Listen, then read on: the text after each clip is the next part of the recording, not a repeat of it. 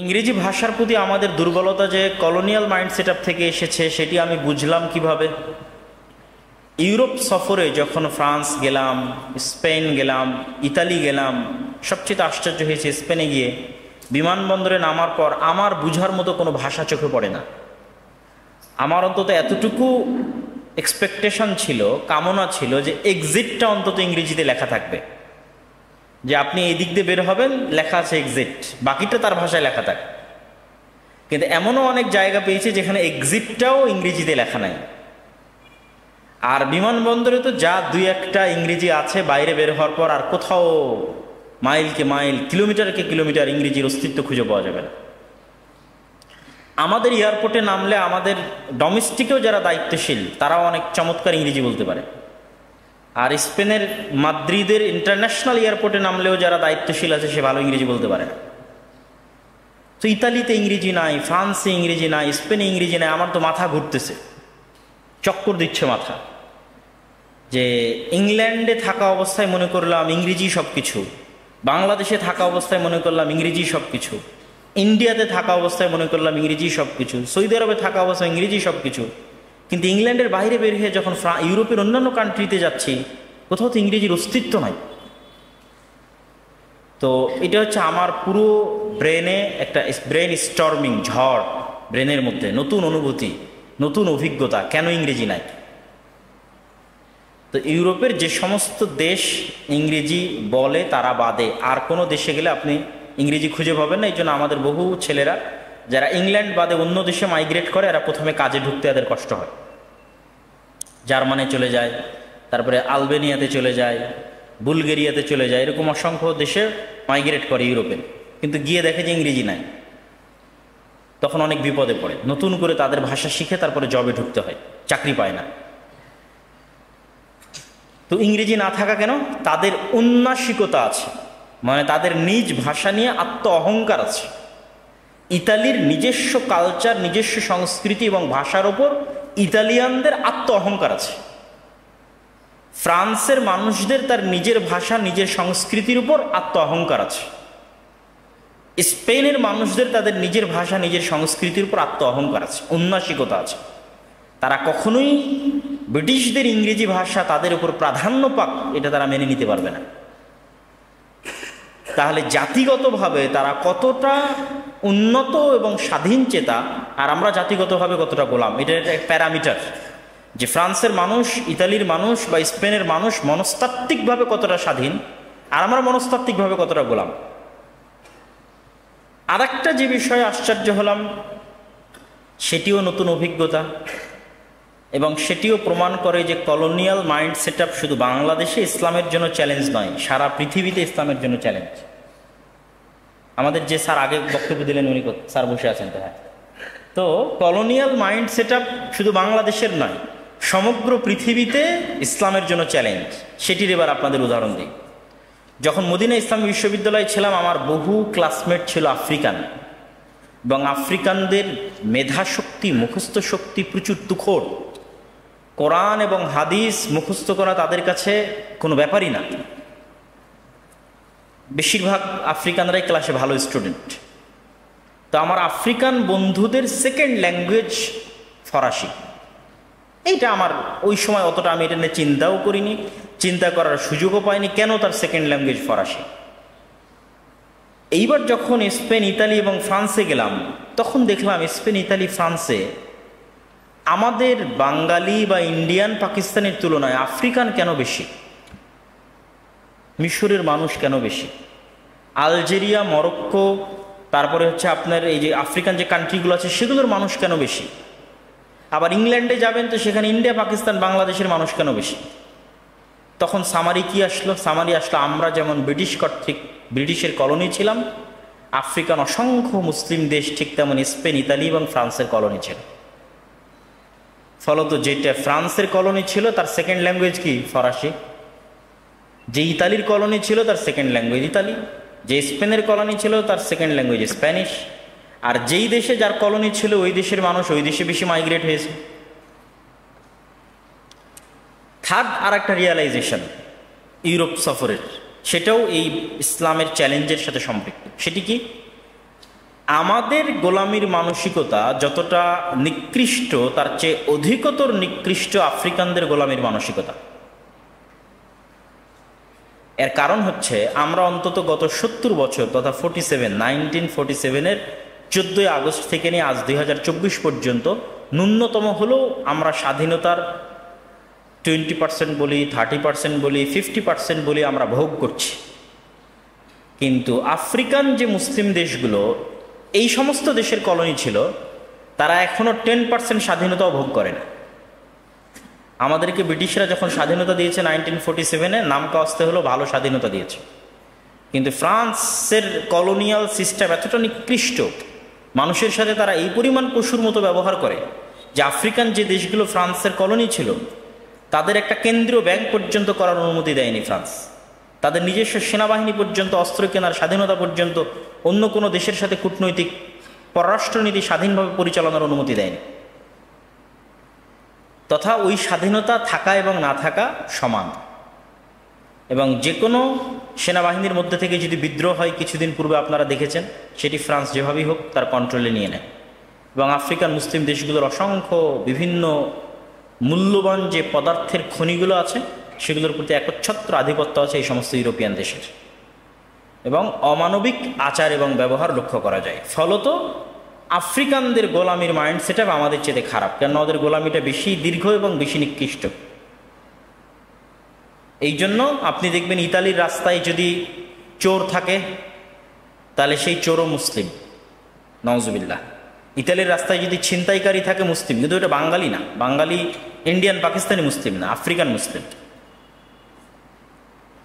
Eiffel টাওয়ারের সামনে বসে যদি জুয়া, তাস, মদ ইত্যাদি নিয়ে খেলতেছে, তার 80% মুসলিম, ইন্ডিয়ান পাকিস্তানি মুসলিম না, আফ্রিকান মুসলিম। মানে তাদের অবস্থা আমাদের চেয়ে বেশি নিম্নতর। এবং আমি যে বললাম সমগ্র পৃথিবীতে ইসলামের জন্য চ্যালেঞ্জ হচ্ছে কলোনিয়াল মাইন্ড সেট আপ, তার আর একটা দুটো উদাহরণ নেন। ফিলিস্তিন সমস্যা কারা তৈরি করেছে? ওই ঔপনিবেশিক শাসন আমলের সময় তৈরি হয়েছে। কাশ্মীর সমস্যা কারা তৈরি করেছে? ঔপনিবেশিক শাসন আমলের সময় তৈরি হয়েছে। আরবকে এরকম কয়েক খণ্ডে বিভক্ত কারা করেছে? ওই সময় তৈরি হয়েছে। তাহলে আজকে আপনি মুসলমানদের এমন কোনো ইস্যু পাবেন না যে ইস্যুটা ওই ঔপনিবেশিক শাসন আমলে তৈরি হয়নি। তাহলে শুধু বাংলাদেশের ইসলামের জন্য চ্যালেঞ্জ না, সারা পৃথিবীর মুসলমানদের ইসলামের জন্য চ্যালেঞ্জ হচ্ছে ঔপনিবেশিক শাসন আমলের প্রভাব বাকি থেকে যাওয়া এবং সেই প্রভাবের উপর আমাদের এখনো চলা। এই জন্য আমি সবসময় বলি যে আমরা যেটিকে বলছি স্বাধীনতা, ব্যক্তির পরিবর্তনে কখনোই স্বাধীনতা আসে না যতক্ষণ না সিস্টেমকে পরিপূর্ণরূপে পরিবর্তন না করা যায়। আর এটি খুব সহজ যে একজন ব্যক্তির প্রতি রাগ উঠিয়ে দেওয়া হলো, অতঃপর সেই ব্যক্তিকে রাস্তা থেকে সরিয়ে দেওয়া হলো যাতে আপনারা মনে করেন আমি অনেক বড় বিজয় অর্জন করেছি, দিয়ে শান্ত হয়ে যান এবং সিস্টেমে আঘাত না করেন। এটাই ঘটতে থাকে যে আমাদের নির্দিষ্ট একটি ব্যক্তির প্রতি রাগ উঠলো, সেই ব্যক্তি সরে গেল, আমাদের রাগ প্রশমিত হয়ে গেল, আমরা আর সিস্টেমের দিকে তাকালামই না। কিন্তু মূলত ফ্যাসিজম প্রতিষ্ঠিত ছিল ওই সিস্টেমের কারণে, ব্যক্তির কারণে নয়। তাহলে যদি আমি সামারি করি, যেটি আমি এর আগের এক বক্তব্যে বলেছি, যে 15 বছরের ফ্যাসিজম ছিল গণতান্ত্রিক সিস্টেমের কারণে, সেকুলার সিস্টেমের কারণে। এই সিস্টেমের যেদিন কবর হবে সেদিন পূর্ণাঙ্গ ইসলামী খেলাফতের উত্থান হবে। কিভাবে হবে আল্লাহ সুবহানাহু ওয়া তাআলা ভালো জানে, কিন্তু ওটি ছাড়া দ্বিতীয় কোনো রাস্তা নাই। দ্বিতীয় রাস্তাগুলো হচ্ছে কম্প্রোমাইজের রাস্তা। তাহলে 1 নম্বর পয়েন্ট হচ্ছে বাংলাদেশে ইসলামের চ্যালেঞ্জের জন্য কলোনিয়াল মাইন্ড সেট আপ। 2 নম্বর হচ্ছে বাংলাদেশে ইসলামের উত্থানের জন্য চ্যালেঞ্জ। দ্বিতীয় যে চ্যালেঞ্জটা আমি মনে করি সেটি হচ্ছে যে আমাদের ইতিহাস সম্পর্কে অজ্ঞতা থাকার কারণে এমন কিছু বয়ান আমাদের নতুন প্রজন্মের ব্রেনে প্রবেশ করেছে যেই বয়ানগুলোর সাথে এই অঞ্চলের মুসলমানদের দূরতম কোনো সম্পর্ক নাই। রাজনীতি করার জন্য কিন্তু বয়ান থাকে। যেমন গত 15 বছরের রাজনীতির বয়ান ছিল মুক্তিযুদ্ধ, এটা একটা বয়ান। ছাত্রদের আন্দোলনের একটা বয়ান ছিল বৈষম্য দূর করা, রাজনৈতিক একটা বয়ান, যেই লেকচারটা মানুষ গ্রহণ করছে না, কথাটা ঠিক। তো আমাদের তরুণ এবং ছাত্র সমাজের ব্রেনে এরকম কিছু বয়ান প্রবেশ করে আছে, যে বয়ানগুলোর সাথে এই অঞ্চলের মুসলমানদের দূরতম কোনো সম্পর্কই নেই। যেমন বাঙালি কালচারের নামে বা বাঙালিত্বের নামে অসংখ্য কিছুর অনুপ্রবেশ আমাদের ব্রেনে এবং মেধায় প্রবেশ করানো আছে, যেগুলোর সাথে মুসলমানদের দূরতম। যেমন আমি যদি উদাহরণ হিসেবে পহেলা বৈশাখের কথা বলি, এরকম আরও অসংখ্য কিছু আছে, যে অসংখ্য কিছু বয়ান গত 40 বছর 50 বছর আমাদের ব্রেনে অন্তর্ভুক্ত করানো হয়েছে, যে রাজনৈতিক বয়ানগুলো মূলত রাজনীতিই নয়। বাংলাদেশের অস্তিত্বকে আপনি কখনোই স্টার্টিং 1971 থেকে করতে পারবেন না। যে ব্যক্তি বাংলাদেশের রাজনৈতিক বয়ানের স্টার্টিং 1971 থেকে করবে, সে বাংলাদেশের অস্তিত্বকে হত্যা করতে চায়। কেননা আমরা যেই মানচিত্রের উপর বসবাস করছি, এই মানচিত্র কিন্তু আমরা 1971 পাইনি। এই মানচিত্র আমরা পেয়েছি 1947-এ, আর এই মানচিত্রকে আমরা পাকিস্তানিদের থেকে স্বাধীন করেছি 1971। এই জন্য আমি বলেছি, আমাদের ইতিহাস আপনার সামনে থাকলে, আমি যদি একদম সামারি বলি যে বাংলাদেশের মুসলমানদের ইতিহাসের সারমর্ম, তাহলে এখন থেকে 1971 পর্যন্ত একটা, 1971 থেকে 1947 পর্যন্ত একটা, 1947 থেকে 1757 23শে জুন পলাশির আম্র কাননে নবাব সিরাজউদ্দৌলার পতন পর্যন্ত একটা, যেটি আমরা বললাম কলোনিয়াল সিস্টেম। 1757 23শে জুন থেকে নিয়ে ইখতিয়ার উদ্দিন মোহাম্মদ বিন বখতিয়ার খিলজির বাংলায় প্রবেশ পর্যন্ত একটা। যদিও 1757 23শে জুন থেকে ইখতিয়ার উদ্দিন মোহাম্মদ বিন বখতিয়ার খিলজির বাংলায় প্রবেশ পর্যন্ত এই সময়কালকে দুই ভাগে ভাগ করা হয়। একটি হচ্ছে স্বাধীন সুলতানি শাসনামল, আর একটি মোঘলদের শাসনামল।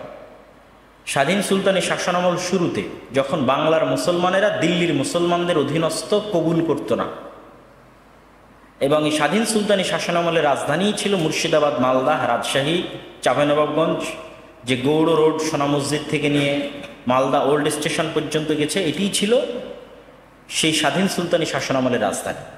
যার চিহ্ন কি দিয়ে মনে রাখবেন? স্বাধীন সুলতানি শাসনামল মনে রাখবেন কি দিয়ে? বাস্তবের সাথে সম্পৃক্ত করে দিই। বাঘার মসজিদ, নওগাঁর কুসুম্বা মসজিদ, চাঁপাইনবাবগঞ্জের সোনা মসজিদ, এগুলো মুঘল শাসনামলে তৈরি হওয়া নয়। কোন শাসনামলে তৈরি হওয়া? স্বাধীন সুলতানি শাসনামলে তৈরি হওয়া। যেহেতু এগুলো রাজধানীর আশেপাশে ছিল এই অঞ্চলগুলো, এই জন্য এই অঞ্চলগুলোতে প্রচুর পুরাতন মসজিদ আছে।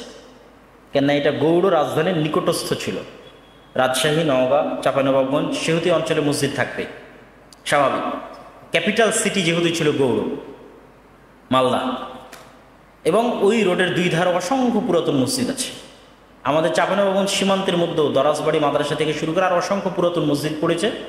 একদিন পূর্ণ সময় নিয়ে চাঁপাইনবাবগঞ্জ বর্ডারে গেলে এবং মানুষজনকে জিজ্ঞেস করলে অন্তত 10টা পুরাতন মসজিদ পাওয়া যাবে, যার 5টা পুরাতন মসজিদ আমি নিজে গেছি।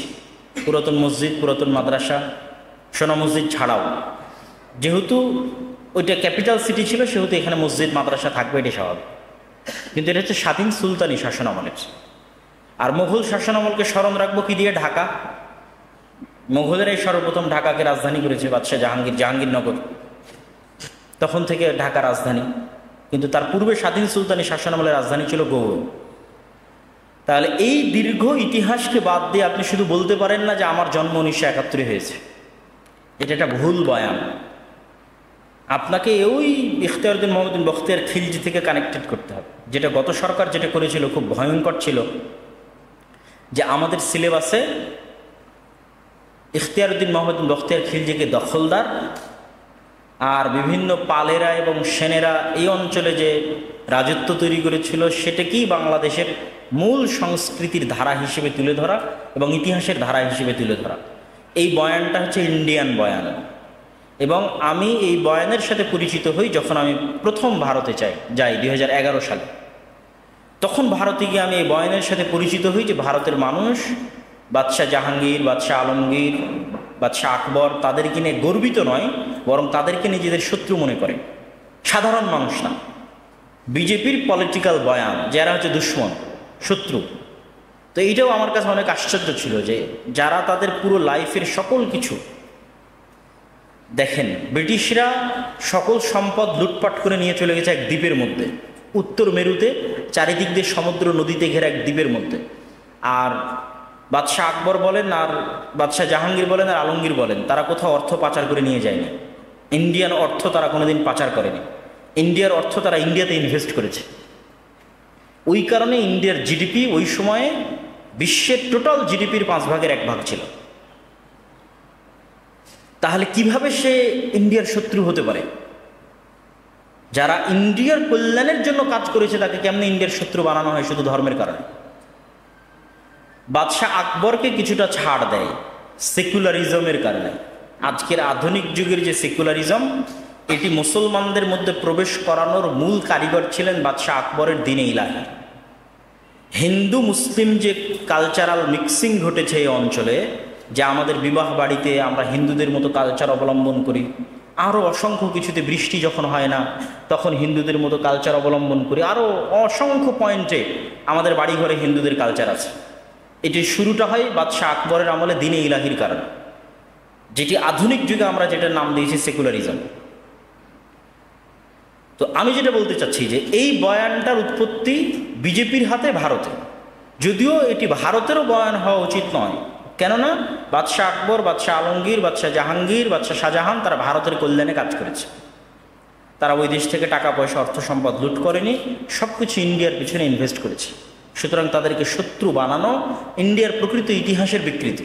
কিন্তু আমি কখনো কল্পনা করিনি যে এই বয়ান একসময় বাংলাদেশে বিক্রি হতে পারে। কিন্তু গত 15 বছর সেটি করা হয়েছে, বিশাল একটা সময় যাবৎ সেটি করা হয়েছে। অতএব ওই বয়ান থেকে তরুণ সমাজকে বের হয়ে আসতে হবে, নিজেদের ইতিহাস জানতে হবে এবং পূর্বপুরুষদের সাথে নিজেদের ইতিহাসকে কানেক্ট করতে হবে। এই বাংলাদেশকে ইখতিয়ারউদ্দিন মাহমুদ্দিন বখতিয়ার খিলজির সাথে কানেক্ট করতে হবে, এই বাংলাদেশকে গৌড় রাজধানীর সাথে কানেক্ট করতে হবে, এই বাংলাদেশকে এই সমস্ত যে স্বাধীন সুলতানি শাসনামল, মোগল শাসনামলের সাথে কানেক্ট করতে হবে, এই বাংলাদেশকে ব্রিটিশ বিরোধী আন্দোলনে বাঙালি মুজাহিদদের যে অবদান ছিল সেই ইতিহাসের সাথে কানেক্ট করতে হবে। আপনি ব্রিটিশদের সাথে ব্রিটিশদেরকে না তাড়াতে পারলে বাংলাদেশ কোথায় থেকে আসবে? তারপরে 1947-এর যে আন্দোলন, শেরে বাংলা একে ফজলুল হক এবং হোসেন শহীদ সোহরাওয়ার্দীর যে আন্দোলন, সে আন্দোলনের সাথে কানেক্ট করতে হবে।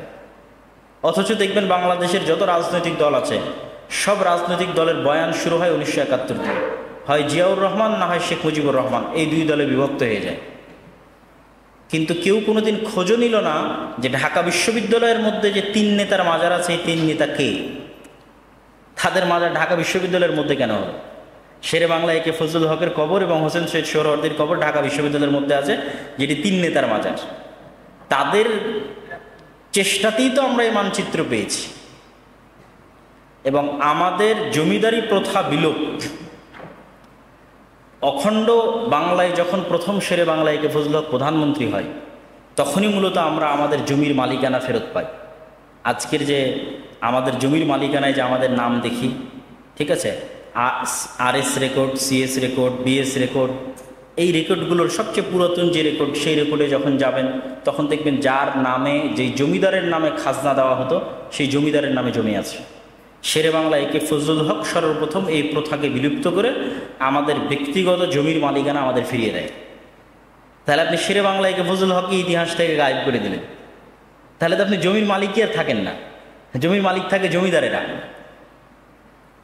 তাহলে আমার কাছে সেকেন্ড যে কারণ মনে হয়েছে সেটি হচ্ছে বাংলাদেশের মুসলমানদের যে দীর্ঘ সংগ্রাম আছে, দীর্ঘ ইতিহাস আছে, এই বয়ানগুলো সামনে নিয়ে আসতে হবে এবং কাল্পনিক যে বয়ানগুলো আমাদের সামনে বের হয়ে আসতে হবে। এটি হচ্ছে দ্বিতীয় চ্যালেঞ্জ। প্রথম চ্যালেঞ্জ কলোনিয়াল মনস্তাত্ত্বিক গোলামি, ঔপনিবেশের, সেটির সমাধান কি? কলোনিয়ালদের যে মনস্তাত্ত্বিক গোলামি, সেটির সমাধান হচ্ছে নিজের দিনের ওপর শতভাগ কনফিডেন্ট থাকা। আপনি দিন পালন করেন আর না করেন, কিন্তু আপনার কনফিডেন্স লেভেল থাকবে সর্বোচ্চ পর্যায়ে। আপনি একজন ইহুদির কনফিডেন্স লেভেল দেখেন, আমি দেখেছি ইহুদিদের কনফিডেন্স লেভেল।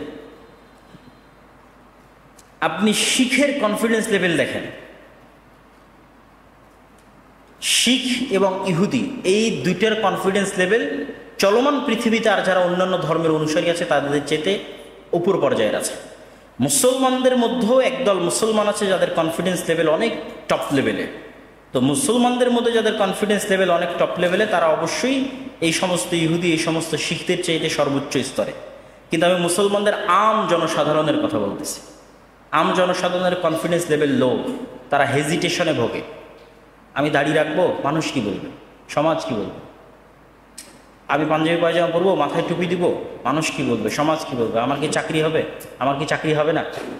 এটা আমি 3 নম্বর পয়েন্টে নিয়ে আসতাম, কাঠামোগত ইসলামোফোবিয়া। এই পয়েন্টের সাথে ওই পয়েন্টটা সম্পৃক্ত, যে বাংলাদেশে যে কাঠামোগত ইসলামোফোবিয়া, রাষ্ট্রীয় কাঠামোগত ইসলামোফোবিয়া, এটা ইসলামের জন্য তৃতীয় বড় চ্যালেঞ্জ।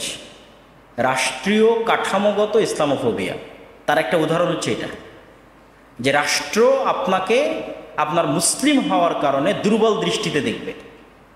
আপনার মুসলিম পরিচয় বহন করার কারণে রাষ্ট্র আপনাকে দুর্বল দৃষ্টিতে দেখবে, অথচ এটা মুসলিম রাষ্ট্র। আমরা মনে করি ইসলামোফোবিয়া হয়তো শুধু ইউরোপে বা আমেরিকায়। ইউরোপে এবং আমেরিকায় ইসলামোফোবিয়া হচ্ছে মুসলমানদের সাথে অমুসলমানদের, আর বাংলাদেশে ইসলামোফোবিয়া হচ্ছে এলিট সেকুলারের সাথে আপনাদের মতো সাধারণ মুসলমানদের, যারা গ্রাম থেকে উঠে এসেছে, যারা কৃষকের সন্তান, রিক্সা চালকের সন্তান, গরিবের সন্তান। এই দেশে একদল আছে এলিট সেকুলার, তাদের সাথে সাধারণ মুসলমানের চাষাভূষার সন্তানদের যে স্বাভাবিক বেশভূষা, স্বাভাবিক বিশ্বাস, তার দ্বন্দ্ব। এটা হচ্ছে বাংলাদেশের ইসলামোফোবিয়া। যেই ইসলামোফোবিয়া আপনাকে মুখে দাড়ি থাকলে চাকরি দিবে না, এটা রাষ্ট্রীয় ইসলামোফোবিয়া। যেই ইসলামোফোবিয়ার কারণে প্রথম আলো এবং ডেইলি স্টার আলেম ওলামারা কোনো ভালো কাজ করলে সেটির সুনাম গেয়ে প্রচার করবে না। আবার আলেম ওলামারা যদি দুর্বল কোনো কাজ করে, তিনি যদি অনেক বড় সুপরিচিত আলেমও হন, তাহলে লিখবে কথিত অমুক আলেম, তথাকথিত অমুক বিদ্যান। কিন্তু আবার এলিট ক্লাস সেকুলারের জন্য অভাব হবে না সম্মানের। একজন নায়িকা যখন গ্রেফতার হবে তখন তার হাতে হাত করা থাকবে না, কিন্তু একজন আলেম যখন গ্রেফতার হবে তখন তাকে অপমান করার চেষ্টা করা হবে। এটি হচ্ছে এলিট সেকুলারের সাথে সাধারণ মুসলিমের দ্বন্দ্ব। এটি হচ্ছে রাষ্ট্রীয় ইসলামোফোবিয়া, যা আমাদের দেশে, বাংলাদেশে ইসলামের সামগ্রিক বিজয়ের জন্য তৃতীয় বড় চ্যালেঞ্জ। তো এই পয়েন্টটাকে আমি প্রথম পয়েন্টের সাথে কানেক্ট করছিলাম। কেন? প্রথম পয়েন্টে যে বললাম সেকুলার মাইন্ড সেট আপ, ওই সেকুলার মাইন্ড সেট আপের সমাধান হচ্ছে কনফিডেন্ট থাকা। আপনি ইহুদিদের পার্সেন্টেজ করেন। আমি নিজে ইহুদি পল্লীতে গেছি, ইহুদি গ্রামে গেছি, ইহুদিদেরকে দেখেছি। তাদের 90% জনেরও বেশি মুখে দাড়ি রাখে, মানে দাড়ির বিষয়ে তার কনফিডেন্স লেভেল সর্বোচ্চ। তো ইহুদি যদি দাড়ি রাখলে সন্ত্রাসী না হয়, মুসলিম দাড়ি রাখলে কেন সন্ত্রাসী হবে?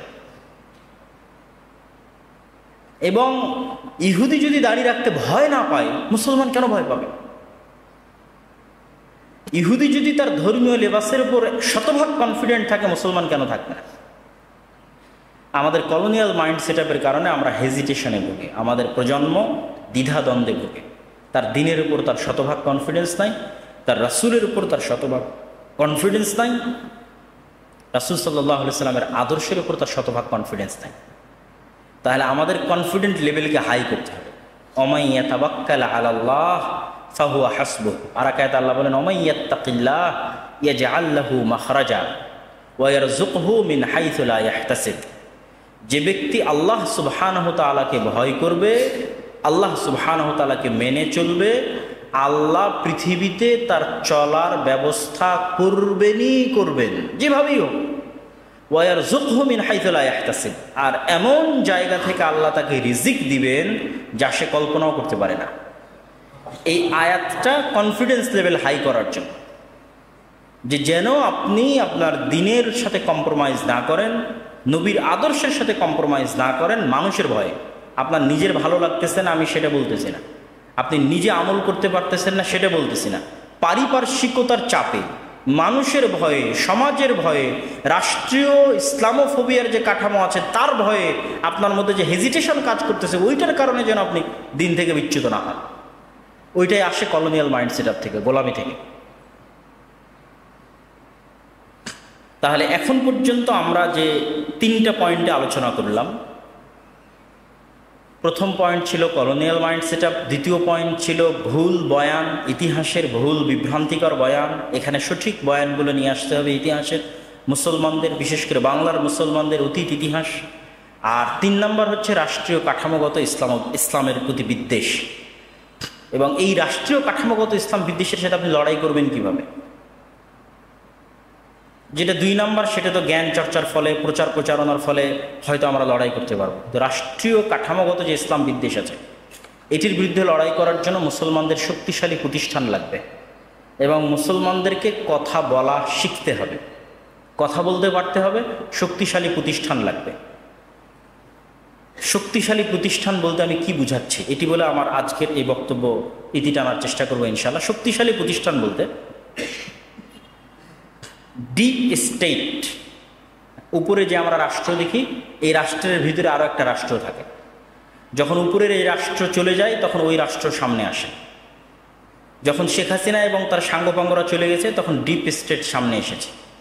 এই ডিপ স্টেট যখন শেখ হাসিনা ছিল তখনও রাষ্ট্র ক্ষমতায় তার রাষ্ট্র ছিল। ধরেন আমি আপনাকে সহজ একটা উদাহরণ দিই, আর্মি। শেখ হাসিনা যখন ক্ষমতায় ছিল তখন আর্মির হাতে ক্ষমতা ছিল না? ছিল না? ছিল। এখন আর্মির হাতে ক্ষমতা আছে না নাই? আছে। ঠিক আর্মির মতো আপনি কল্পনা করেন, অসংখ্য প্রতিষ্ঠান আছে, প্রথম আলো, ডেইলি স্টার, ব্রাক। যখন শেখ হাসিনা ক্ষমতায় ছিল তখনও তাদের কাছে ক্ষমতা ছিল, যখন শেখ হাসিনা চলে গেছে তখনও তাদের কাছে ক্ষমতা আছে। ইহুদিরা এই জায়গাতে সবচেয়ে বেশি পরিশ্রম করে। তারা ভোটের রাজনীতিতে অংশগ্রহণ করার চাইতে ডিপ স্টেটে প্রভাব রাখার পরিকল্পনা বেশি করে। কেন? ইহুদিরা সংখ্যায় অল্প, সে ভোটে দাঁড়িয়ে আমেরিকায় জিততে পারবে না। সে কি করে জিততে পারবে? শক্তিশালী মিডিয়া ইহুদির হাতে, শক্তিশালী অর্থনৈতিক প্রতিষ্ঠান ইহুদি মালিকানাধীন। তাহলে এখন ডোনাল্ড ট্রাম্প নির্বাচন করুক আর জো বাইডেন নির্বাচন করুক, মিডিয়া লাগবে কার? ইহুদির। অর্থ লাগবে কার? ইহুদির।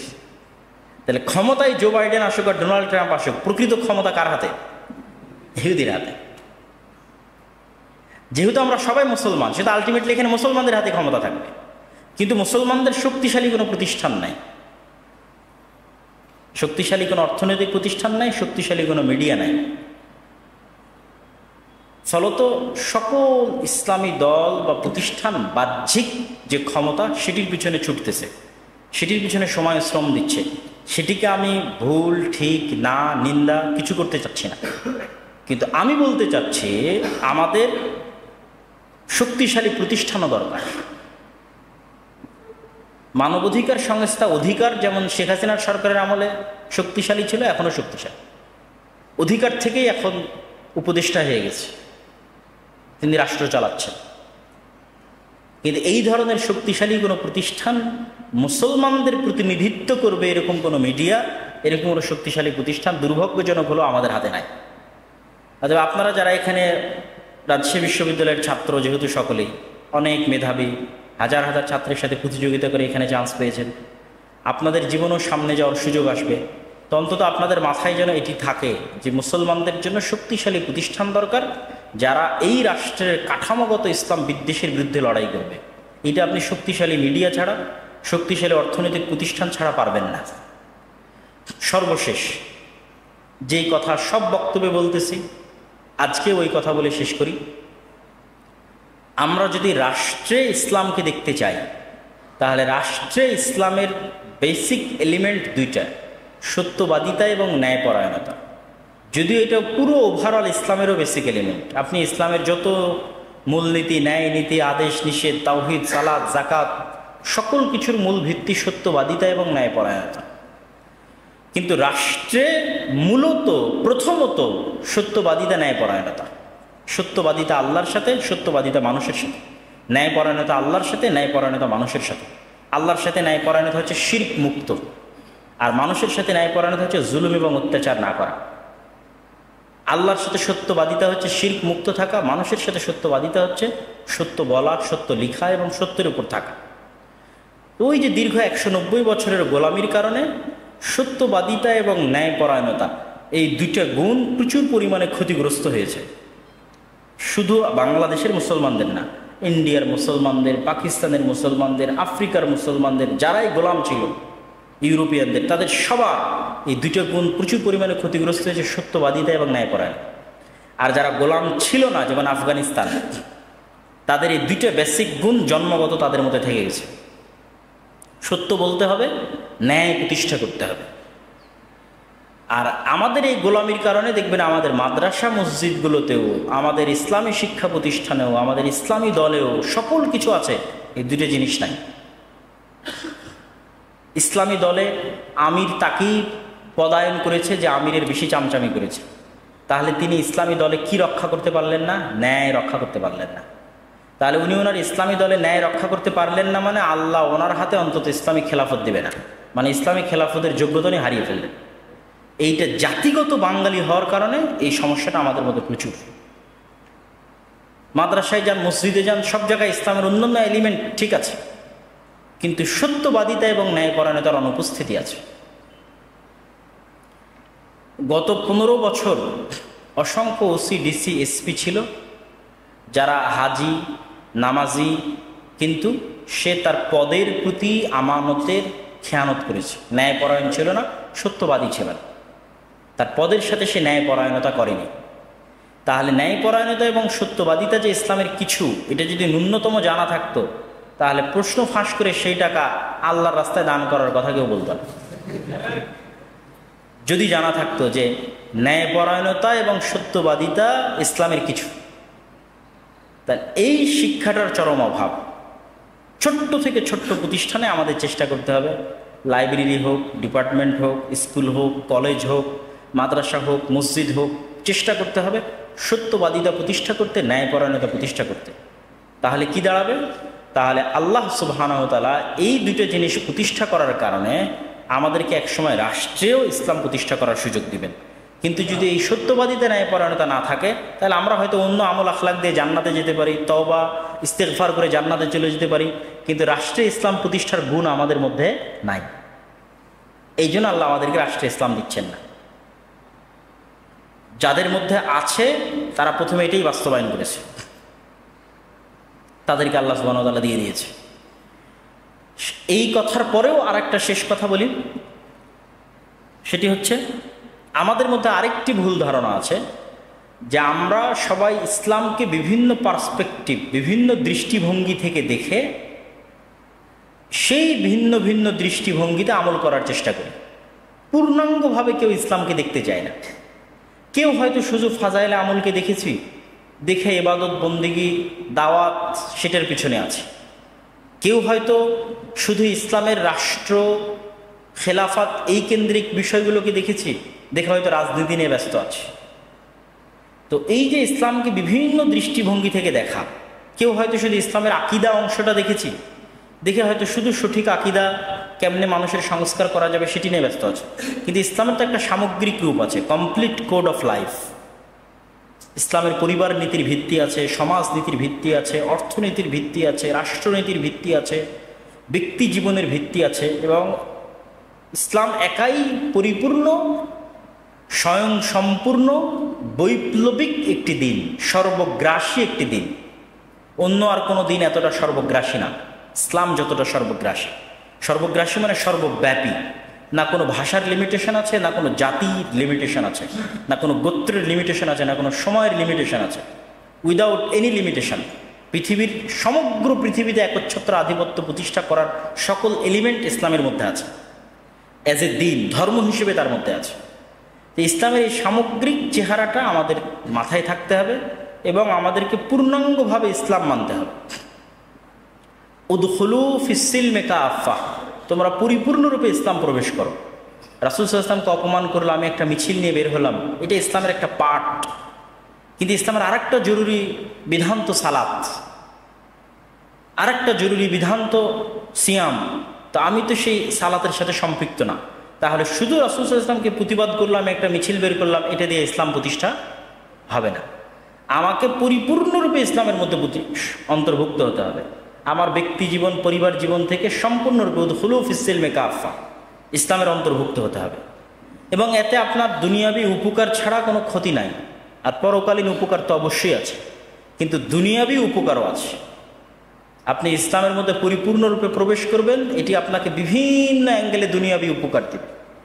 শুধু যদি সালাতের কথাই বলি, তাহলে সময়ানুবর্তী হতে, ডিসিপ্লিন মেনটেন করতে, টাইম ম্যানেজমেন্ট করতে দুনিয়াতে সালাতের চেয়ে তার বড় কোনো উপকারী মাধ্যম নাই, যেটি কাজে লাগিয়ে একজন স্টুডেন্ট তার টাইমকে ম্যানেজ করতে পারে, একজন ব্যবসায়ী তার টাইমকে ম্যানেজ করতে পারে, একজন চাকুরিজীবী, একজন উদ্যোক্তা তার টাইমকে ম্যানেজ করতে পারে, একজন কৃষক তার টাইমকে ম্যানেজ করতে পারে, সেটা হচ্ছে সালাত।